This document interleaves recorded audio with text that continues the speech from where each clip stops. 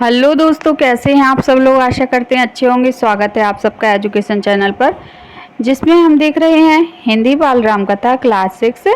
Video को देखने के लिए चैनल को लाइक शेयर सब्सक्राइब कर लीजिए। आइए शुरू करते हैं इस वीडियो के माध्यम से आगे के पाठ को पढ़ना। पाठ का नाम है सोने का हिरण। आइए पढ़ते हैं इस पाठ को। राम को कुटी से निकलते देखकर मायावी हिरण कुचाले भरने लगा। राम को बहुत छकाया। झाड़ियों में लुकता छिपता भागता वह राम को कुटी से बहुत दूर ले गया। जब भी उसे पकड़ने का प्रयास करते, वह भागकर और दूर चला जाता। हिरण चालाक था। वह इतनी दूर कभी नहीं जाता था कि पहुंच से बाहर लगे। राम के सारे प्रयास विफल हुए। वे हिरण को पकड़ नहीं पाए। उन्होंने उसे जीवित पकड़ने का विचार त्याग दिया। धनुष उठाया, निशाना साधा और एक बाण उस पर छोड़ दिया। बाण लगते ही हिरण गिर पड़ा। धरती पर गिरते ही मारीच अपने असली रूप में आ गया। तो देखिए, जो हिरण था वह कौन था? मायावी राक्षस मारीच था। वह हिरण का वेश धारण करके और राम को वहां से अपनी कुटिया से दूर ले जाने के लिए आया था। और उसकी जो चाल है वह सफल हुई रावण की। तो जब राम ने मारीच को बाण मारा तो वह अपने असली भेष में आ गया।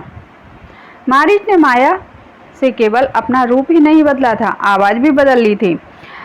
अपनी आवाज राम जैसी बना ली थी। धरती पर पड़े हुए वह जोर जोर से चिल्लाया, हा सीते, हा लक्ष्मण। ध्वनि ऐसी थी जैसे बाण राम को लगा हो, वह सहायता के लिए पुकार रहे हों। गहरा था मारीच, उसे अधिक देर तक सहन नहीं कर सका। वह छटपटा रहा था। जल्दी ही उसके प्राण पखेरु उड़ गए। रावण एक विशाल वृक्ष के पीछे खड़ा था। वह प्रसन्न था, उसकी चाल सफल हो गई थी। मारीच ने अपनी भूमिका अच्छी तरह निभाई। अब तक सब कुछ वैसा ही था जैसा उसने सोचा था। उसे राक्षस अकंपन की बात याद आई। सीता का हरण हो तो राम के प्राण निकल जाएंगे, वह निशक्त हो जाएंगे। वह अगले चरण की तैयारी में जुट गया। तो यहाँ देखिए, रावण की पूरी तरह की चाल सफल हो रही है और वो कैसे सीता का हरण करता है। मारीच की पुकार राम ने सुनी। वह पास ही थे। उन्हें समझने में देर नहीं लगी कि पुकार की मंशा क्या है। मायावी मारीच की पूरी चाल उनके सामने खुल गई। हिरण जानबूझकर भागता रहा, उन्हें कुटिया से दूर ले जाने के लिए। वह षड्यंत्र का अगला चरण विफल करना चाहते थे। उनकी चाल में तेजी आ गई ताकि जल्दी कुटिया पहुंच जाएं। तो अब क्या होता है राम के भागने से? रावण ने तो अपनी चाल चल दी थी और रावण की चाल सफल हो गई थी। तो अब देखिए, राम अपनी सीता को बचा पाते हैं कि नहीं। यहाँ देखिए कैसे, जैसे ही राम का बाण हिरण को लगा तो हिरण मारीच के रूप में कैसे परिवर्तित हो गए। वह मायावी पुकार सीता और लक्ष्मण के कानों ने सुनी। लक्ष्मण उसका रहस्य तत्काल समझ गए। राम की तरह उन्होंने बाण चढ़ाकर धनुष दृढ़ता से पकड़ लिया। चौकसी बढ़ा दी। वे राक्षसों की अगली चाल का सामना करने के लिए तैयार थे। साथ ही राम का आदेश उन्हें याद था। उनके लौटने तक सीता की रक्षा लक्ष्मण की ओर से, इसमें कोई चूक की कोई संभावना नहीं थी।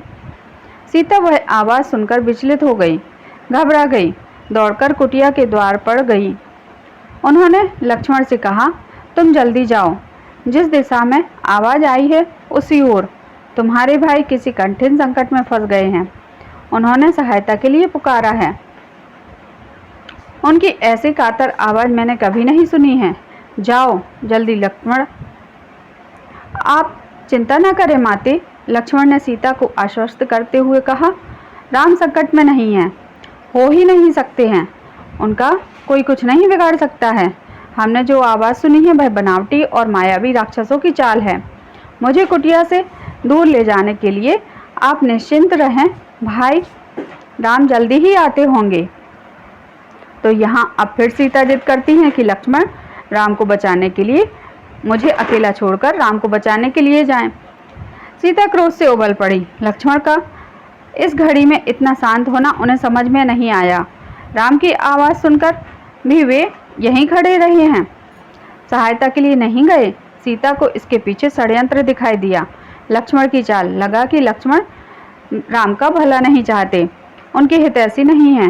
वे चाहते हैं कि राम ना रहें, मारे जाएं, ताकि राजपाट उन दोनों का हो जाए, उनके रास्ते का कांटा निकल जाए। तो देखिए यहाँ सीता के मन में भी गलत भाव आया कि राम को बचाने के लिए लक्ष्मण नहीं जा रहे हैं, क्योंकि वह राम को मारना चाहते हैं। तुम्हारा मन पवित्र नहीं है, कलुषित है, पाप है उसमें। मैं समझ सकती हूँ कि तुम अपने भाई की सहायता के लिए क्यों नहीं जा रहे हो। सीता ने यहाँ तक कह दिया कि कहीं वे भरत की गुप्तचर तो नहीं। तो सीता के मन में था कि जैसे भरत ने राज लेने के लिए हमको वनवास भेज दिया है, वैसे ही कहीं लक्ष्मण भी तो कुछ चाल तो नहीं चल रहे हैं। सीता की बातों से लक्ष्मण को गहरा आघात पहुंचा। उनका हृदय छलनी हो गया। उन्होंने पलटकर उत्तर नहीं दिया, संयम बनाए रखा, सिर झुकाकर सब चुपचाप सुन लिया। वे सीता की पीड़ा समझ पा रहे थे। केवल इतना बोले, हे देवी, यह राक्षसों का छल है। खर दूषण के मारे जाने के बाद वे बौखला गए हैं, किसी तरह हमसे बदला लेना चाहते हैं। आप उनकी चाल में ना आए, वे कुछ भी कर सकते हैं। मुझ पर विश्वास करें, राम को कुछ नहीं होगा। तो देखिए यहाँ राक्षसों की चाल सफल हो रही है और लक्ष्मण भी सीता को छोड़कर जाने वाले हैं। सीता का क्रोध और बढ़ गया। क्रोध में आंखों में आंसू बहने लगे। यह भी लग रहा था कि लक्ष्मण की बात सही ना हो। यह डर था कि राम से बिछोड़ ना हो। उन्होंने कहा, राम से बिछुड़कर मैं नहीं रह सकती, मैं जान दे दूंगी। हे लक्ष्मण, तुम उन्हें लेकर आओ।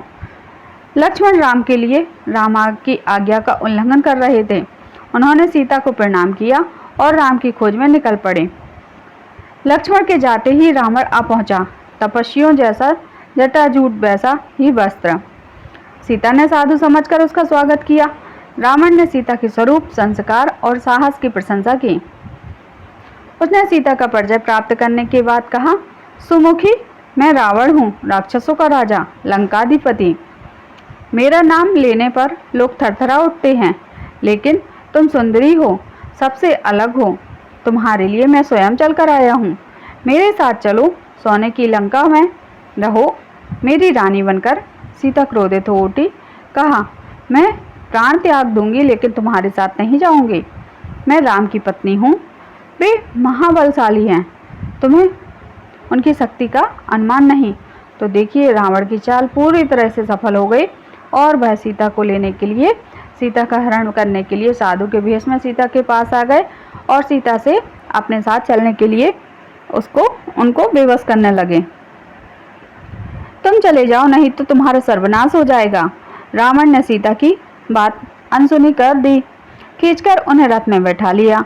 सीता प्रयास करती रही, पर रावण के चंगुल से मुक्त नहीं हो सकी। स्वयं को असहाय पाकर वे विलाप करने लगी। हा राम, हा लक्ष्मण पुकारती रही। रावण का रथ लंका की ओर उड़ चला। तो देखिए सीता ने कई प्रयास किए, लेकिन उसके बाद भी वे रावण के चंगुल से नहीं बच पाई।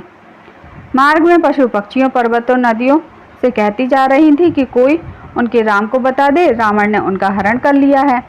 गिद्धराज जटायु ने सीता का विलाप सुना। उसने ऊंची उड़ान भरी, रावण के रथ पर हमला कर दिया। वृद्ध गिद्धराज ने रथ छत विच्छत कर दिया, रावण को घायल कर डाला। क्रोध में रावण ने जटायु के पंख काट दिए। जटायु अब उड़ नहीं सकता था, वह धीरे धीरे धरती पर गिर गया। रावण का रथ टूट गया था, उड़ान नहीं भर सकता था। उसने तत्काल सीता को अपनी बाहों में दबाया और दक्षिण दिशा में उड़ने लगा। सीता को लगा कि अब संभवतः कोई उनकी सहायता नहीं कर पाएगा। उनका बचाव केवल एक ही था, राम को किसी तरह समाचार मिल जाए। उन्होंने अपने आभूषण उतारकर फेंकना प्रारंभ कर दिया। आभूषण वानरों ने उठा लिए। उन्हें आशा थी कि वानरों के पास ये आभूषण देखकर राम समझ जाएंगे, कि उन्हें पता चल जाएगा कि सीता किस मार्ग से गई हैं। रावण ने सीता को आभूषण फेंकने से नहीं रोका। उसे लगा कि सीता शोक में ऐसा कर रही हैं। तो देखिए सीता जी यहाँ भी अपने बचाव के लिए पूरा प्रयास करती हैं, लेकिन रावण के चंगुल से वह नहीं छूट पाती हैं और वह अपने सारे गहनों को उतारती फेंकती चली जाती हैं कि राम को मेरे यहाँ से निकलने का रास्ता उनको इस गहनों के माध्यम से पता चल जाए। लेकिन रावण जो है वह सीता की चाल को नहीं समझ पाता है कि सीता ऐसा क्यों कर रही है। कुछ ही समय में रावण लंका पहुंच गया। वह अपने वैभव धन वैभव को सीता को प्रभावित करना चाहता था।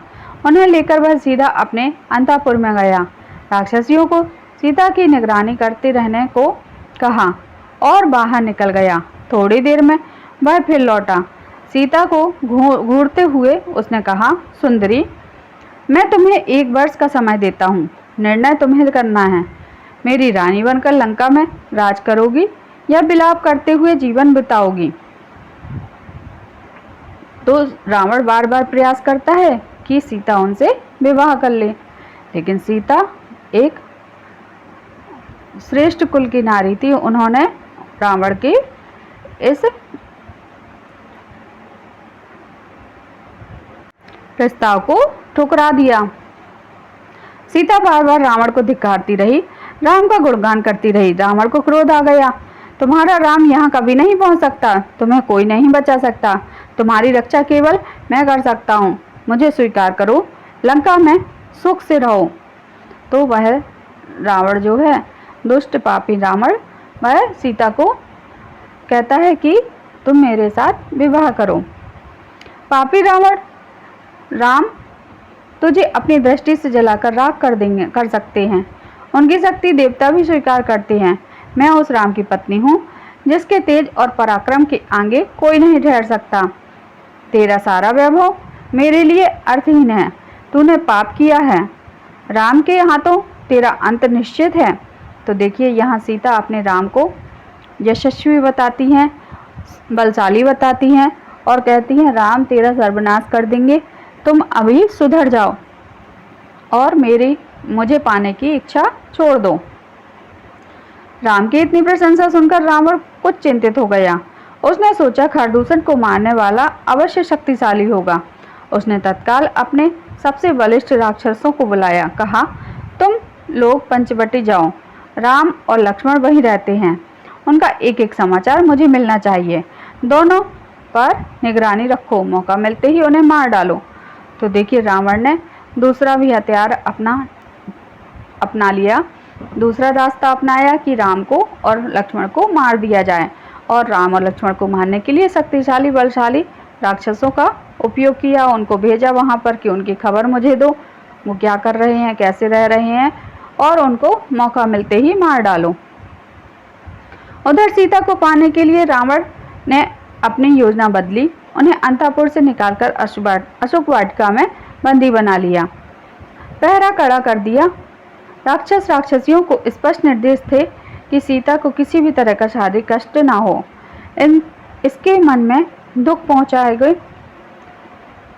मन को दुख पहुंचाओ, अपमानित करो, लेकिन सीता को कोई हाथ न लगाएगा। तो देखिए, उनको मानसिक रूप से प्रताड़ित करो, लेकिन शारीरिक रूप से प्रताड़ित कोई नहीं करेगा उनको। रावण ने ऐसा राक्षसियों से कहा। रावण ने सब कुछ दिया, पर सीता का मन नहीं बदला। वे बार बार राम का नाम लेती रहीं।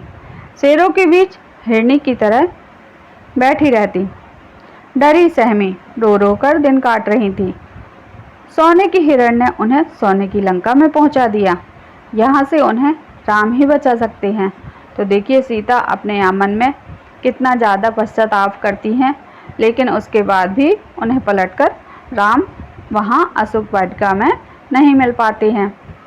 तो यहाँ यह पाठ समाप्त हुआ। आगे की वीडियो में इसके प्रश्नों के उत्तर के माध्यम से इस पाठ को और अच्छे से समझेंगे। इस वीडियो को समाप्त करते हैं। धन्यवाद।